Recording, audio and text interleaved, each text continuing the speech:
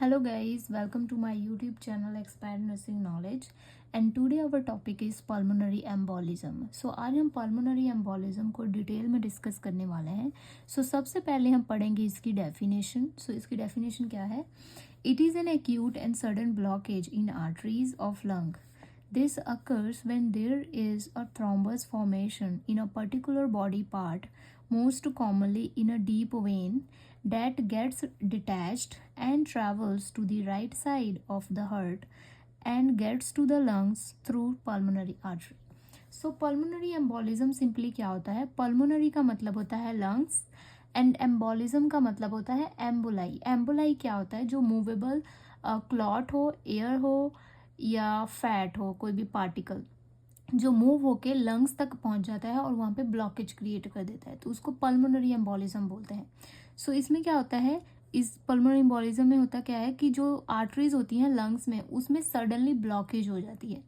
वो ब्लॉकेज कैसे होती है कि जो थ्रोम्बस था, जो किसी बॉडी पार्ट में बना था, most commonly deep vein thrombosis में होता है कि उसमें जो क्लॉट फॉर्मेशन होती है वो ट्रैवल करके पहले हार्ट में आती है, right side of the heart, और वहाँ से पल्मोनरी आर्टरी के थ्रू लंग्स में चली जाती है और वहाँ पे ब्लॉकेज क्रिएट कर देती है. जिसके क्या होता है कि जो गैसेस का एक्सचेंज होता है, ऑक्सीजन एंड कार्बन डाइऑक्साइड का एक्सचेंज होता है लंग्स में, वो इम्पैक्ट होता है, तो उसको हम पल्मोनरी एम्बोलिज्म बोलते हैं. नेक्स्ट हम पढ़ेंगे इसके कॉजेस. फर्स्ट कॉज है डीप वेन थ्रोम्बोसिस, जिसको डीवीटी कहते हैं. ये इसका कॉज हो सकता है या रिस्क फैक्टर भी हो सकता है. जिनको डीप वेन थ्रोम्बोसिस है वो हाई रिस्क पे होते हैं कि उनको पल्मोनरी एम्बोलिज्म हो सकता है. नेक्स्ट है सर्जरी. सर्जरी हो सकती है कि जिसमें इंसीजन किया जाता है और जिसमें हाई रिस्क होता है कि इंटरनल ब्लीडिंग हो सकती है, जिससे ब्लड क्लॉट बनता है. वो क्लॉट जो है वो ट्रैवल करके पल्मोनरी एम्बोलिज्म कॉज कर सकता है. नेक्स्ट है फ्रैक्चर. जैसे कि हमने पढ़ा कि एम्बोलाई फैट भी हो सकता है. तो फ्रैक्चर में क्या होता है? जो लोअर जो एक्सट्रीमिटीज़ है, अगर उनका फ्रैक्चर हुआ है तो उसमें क्या होता है कि फ्रैक्चर के दौरान जो फैट है वो डिटैच हो जाता है और वो ट्रैवल करके लंग्स तक पहुंच जाता है और वहाँ पे ब्लॉकेज कर देता है, तो उसको फैट एम्बोलिज्म बोलते हैं. वो फ्रैक्चर अगर हुआ तो उसमें रिस्क होता है. हार्ट डिसीज़ में भी पल्मोनरी एम्बोलिज्म होने के चांसेस होते हैं, जैसे कि जिसमें क्लॉट फॉर्मेशन, जैसे कोरोनरी आर्टरी डिसीज़ या आर्ट्रियल फिब्रिलेशन होता है, जिसमें बहुत ज़्यादा क्लॉट फॉर्मेशन हो जाती है हार्ट में और वो लंग्स में चली जाती है. नेक्स्ट है CKD, chronic kidney disease. Chronic kidney disease भी कारण हो सकता है पल्मोनरी एम्बोलिज्म का, जिसमें जो क्लॉटिंग फैक्टर्स हैं, वो जो क्लॉटिंग का प्रोसेस है वो इम्पैक्ट होता है, बहुत ज़्यादा क्लॉट फॉर्मेशन होने लगती है. नेक्स्ट है लीवर डिसीज़. लीवर डिसीज़ में भी हो सकता है कि बहुत हाई रिस्क हो सकता है पल्मोनरी एम्बोलिज्म का, जिसमें जो क्लॉटिंग सेम है, इसमें प्रोसेस जो है क्लॉटिंग का मैकेनिज्म है वो इम्पैक्ट होता है नेगेटिवली. नेक्स्ट है कैंसर. सर्टेन कैंसर जो होते हैं उसमें चांसेस होते हैं कि पल्मोनरी एम्बोलिज्म हो क्लाइंट को. Next is smoking and immobilisation for long time. मतलब जो प्रोलॉन्ग टाइम तक जो है, जो क्लाइंट है मूव नहीं करते, ज़्यादा मूवमेंट नहीं करते, स्पेशली आफ्टर सर्जरी, या जो क्लाइंट जो वेंटिलेटर पे होते हैं वो ज़्यादा मूवमेंट नहीं करते, उनमें ज़्यादा रिस्क होता है पल्मोनरी एम्बोलिज्म होने का. और जो स्मोकिंग करते हैं, स्मोकिंग से क्या होता है कि ब्लड क्लॉट बनने के चांसेस बहुत ज़्यादा हो जाते हैं बॉडी में, और जिससे पल्मोनरी एम्बोलिज्म हो सकता है. नेक्स्ट और लास्ट है ईस्ट्रोजन कंटेनिंग थेरेपी. सेम जो ईस्ट्रोजन कंटेनिंग जो पिल्स होती हैं, जैसे बर्थ कंट्रोल पिल्स, वो जो होती हैं वो भी ब्लड क्लॉट होने को, ज़्यादा क्लॉट होने के चांसेस बहुत ज़्यादा बढ़ जाती हैं और इसके कारण भी पल्मोनरी एम्बोलिज्म हो सकता है. नेक्स्ट है sign and symptoms. Sign and symptoms में फर्स्ट है चेस्ट पेन. चेस्ट पेन होगी क्लाइंट को. वो जो चेस्ट पेन होगा वो सडनली जो है क्लाइंट को पेन होगा चेस्ट में. And dyspnoea with anginal and pleuritic pain can be worsen by inspiration. Dyspnoea क्या होता है? डिफिकल्टी इन ब्रीदिंग होगी विद एंजाइनल मीन्स कि चेस्ट पेन होगा एंजाइनल एरिया में. एंड प्लूरेटिक पेन होगा. प्लूरेटिक मीन्स पेन होता है कि जब इंस्पिरेशन, मतलब कि जब सांस अंदर लेगा क्लाइंट तब उसको पेन होगा चेस्ट में, जिसके कारण वो डीप ब्रीदिंग नहीं ले पाएगा, शैलो ब्रीदिंग हो जाएगी. कफ एंड ब्लड टिंज्ड स्पूटम हेमोपेटाइसिस, जिसको हेमोपेटाइसिस बोलते हैं। कफिंग होगी क्लाइंट को एंड ब्लड टिंज्ड स्पूटम जो हैगा होगा, हो सकता है स्पूटम में ब्लड का होना भी पाया जा सकता है। Crackles and VJs on auscultation, जब हम चेस्ट के असेसमेंट करते हैं, चेस्ट जो लंग साउंड को असेस करते हैं, उसमें क्रैकल साउंड जो होगी वो होगी, क्योंकि फ्लूइड अक्यूमुलेशन के कारण लंग्स में अगर फ्लूइड अक्यूमुलेट हो गया है पल्मोनरी एम्बोलिज्म के कारण, तो क्रैकल साउंड होगी।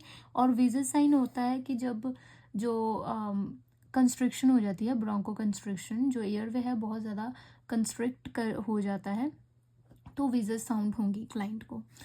तो नेक्स्ट है डायाफ्रेसिस। डायाफ्रेसिस क्या होता है? एक्सेसिव स्वेटिंग, बहुत ज़्यादा एक्सेसिव स्वेटिंग जो है क्लाइंट में नज़र आएगा। एंड नेक्स्ट है डिस्टेंडेड नेक वेन, जो नेक वेन है जिसको जुगुलर वेन भी बोलते हैं, उसकी डिस्टेंशन हो जाएगी, वो बल्ज आउट हो जाएंगे। और इसमें ये साइन हो सकता है उसका पल्मोनरी एम्बोलिज्म का। नेक्स्ट है शैलो रेस्पिरेशन, जैसे कि मैंने बताया कि वो डीप ब्रीदिंग नहीं ले पाएंगे, क्योंकि डीप ब्रीदिंग लेने से उनको पेन होगी चेस्ट में, तो वो शैलो रेस्पिरेशन होगा क्लाइंट को। नेक्स्ट है इंक्रीज्ड रेस्पिरेटरी रेट, बहुत ज़्यादा उसकी जो रेस्पिरेशन है बहुत ज़्यादा बढ़ जाएगी, लेकिन वो शैलो ब्रीदिंग होगी। नेक्स्ट है टैकीकार्डिया एंड हाइपोटेंशन। टैकीकार्डिया होगा, हार्ट बीट इंक्रीज हो जाएगी, क्योंकि जो है ऑक्सीजन है वो प्रॉपर सप्लाई नहीं हो रही हाइपोक्सिया के कारण। एज अ कंपनसेट करने के लिए जो हार्ट है बहुत ज़्यादा तेज बीट करेगा, तेज बीट करने के कारण आउटपुट जो है कार्डियक आउटपुट वो कम होगा, जिसके कारण हाइपोटेंशन हो सकती है क्लाइंट में। सो ये साइन जो है क्लाइंट में देखने को मिल सकता है। नेक्स्ट हम पढ़ेंगे डायग्नोसिस। सो डायग्नोसिस क्या होता है? क्या होता है इसके लिए? Chest x ray. चेस्ट एक्सरे में हम जो है फाइंड आउट कर सकते हैं कि ब्लॉकेज हुई है कि नहीं लंग्स में, तो ब्लॉकेज को फाइंड आउट करने के लिए उसमें देख सकते हैं।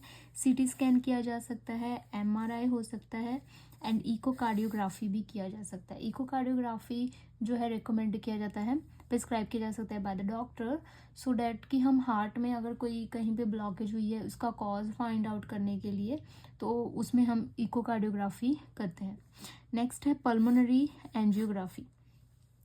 पल्मोनरी एंजियोग्राफी क्या होता है कि इसमें जो पल्मोनरी आर्टरीज होती हैं उसमें क्या होता है कि कॉन्ट्रास्ट इंसर्ट करके डाई जिसको बोलते हैं, तो वो जो है देखा जाता है उसमें इमेजिंग में कि कहाँ पे ब्लॉकेज हुई है, किस पर्टिकुलर पार्ट में जो है ब्लॉकेज हुई है, तो उसको फाइंड आउट करने के लिए इसमें पल्मोनरी एंजियोग्राफी जो है किया जाता है। ओके, सो नेक्स्ट है मैनेजमेंट। सो पल्मोनरी एम्बोलिज्म जो है एक एमरजेंसी, एक लाइफ थ्रेटनिंग कंडीशन है, जिसको टाइम से ट्रीट ना किया जाए तो उसमें क्लाइंट की डेथ भी हो सकती है। सो इसमें बहुत ज़्यादा प्रायोरिटी दी जाती है क्लाइंट को। सो फर्स्ट इसका मैनेजमेंट क्या हो सकता है? रीश्योर द पेशेंट, क्योंकि जो पेशेंट है ब्रीदिंग प्रॉब्लम हो रही है तो वो नर्वस होगा, बहुत ज़्यादा एजिटेटेड होगा पेशेंट को, उसको इसलिए हमने रीश्योर करना है।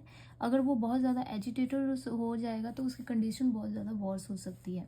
And elevate the head of the bed. So जो हेड ऑफ द बेड है उसको एलिवेट कर देना है, फॉलर्स पोजीशन जिसे हम कहते हैं वो दे देना है। उससे क्या होगा कि उसकी ब्रीदिंग जो है होगी वो थोड़ी इम्प्रूव हो जाएगी, उसको डिफ़िकल्टी नहीं होगी ब्रीदिंग में। सो नेक्स्ट है notify the rapid response team and the physician. So जैसे कि मैंने बताया कि ये बहुत ज़्यादा एमरजेंसी कंडीशन है, तो इसमें हमने रैपिड रिस्पॉन्स जो टीम है उसको नोटिफाई करना है एंड फिजिशियन को इन्फॉर्म करना है। नेक्स्ट है एडमिनिस्टर ऑक्सीजन थेरेपी, जैसे कि इसमें डिफ़िकल्टी ऑफ ब्रीदिंग है और ऑक्सीजन जो सप्लाई है वो इम्पैक्ट हो रहा है, तो इसलिए हमने उसमें ऑक्सीजन थेरेपी देनी है as prescribed by the doctor. Next है prepare to get an ABG, arterial blood gases जो टेस्ट होता है वो इसमें हमने लेना है एज पर द प्रिस्क्रिप्शन। इसमें क्या होता है कि हम pH लेवल देखते हैं कि क्लाइंट को रेस्पिरेटरी एसिडोसिस तो नहीं हुआ, क्योंकि इसमें जो है कार्बन डाइऑक्साइड रिटेन कर सकता है, क्योंकि शैलो ब्रीदिंग है, क्लाइंट बहुत ज़्यादा शैलो ब्रीदिंग कर सकता है, तो इसमें 2 चांसेस हो सकते हैं कि pH लेवल बढ़े या घटे, तो उसको चेक करने के लिए जनरली pH लेवल को तो वो किया जाता है। नेक्स्ट है administration of heparin therapy as per prescription after diagnostic test. So इसमें हेपरिन थेरेपी जो है वो दी जाती है। मीन्स कि हेपरिन क्या होता है, एंटीकोगुलेंट होता है, क्लॉट के लिए, क्लॉट को प्रिवेंट करने के लिए ये दिया जाता है। सो डैट जो क्लॉट है वो प्रिवेंट हो और जो है कंडीशन थोड़ी इम्प्रूव हो क्लाइंट की एज पर दी प्रिस्क्रिप्शन। ये कब दिया जाता है, डायग्नोस्टिक टेस्ट। अगर एक बार डायग्नोज हो गया कि पल्मोनरी एम्बोलिज्म है क्लाइंट को, देन हेपरिन जो है वो दिया जाता है। सो नेक्स्ट है monitor vital signs and checks for the lung sounds. So हमने इसमें वाइटल साइन चेक करनी है, उसकी रेस्पिरेटरी रेट कितनी है, temperature and heart beat, pulse rate वो चेक करनी होती है। And checks for lung sounds, lung sounds देखनी है कि अगर स्टिल क्रैकल जो साउंड है या वीजेस है वो है कि नहीं, सो डैट हम ये देख सके कि ट्रीटमेंट कितना आउटकम क्या है ट्रीटमेंट का, कितनी क्लाइंट की जो कंडीशन है इम्प्रूव हो रही है या वर्स हो रही है। सो ये चीज़ें हमने इसमें मॉनिटर करनी है। नेक्स्ट है to provide comfort and emotional support after stabilisation. Once जो क्लाइंट है वो स्टेबलाइज हो गया तो उसको हमने कंफर्ट एंड इमोशनल सपोर्ट देना है। सो नेक्स्ट है evaluate client response to the treatment and any possible complication.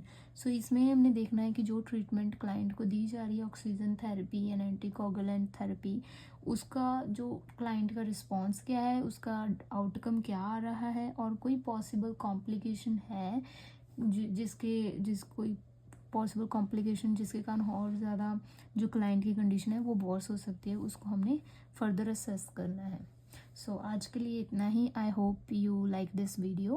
Please subscribe my channel and share my videos as well. Thank you for watching.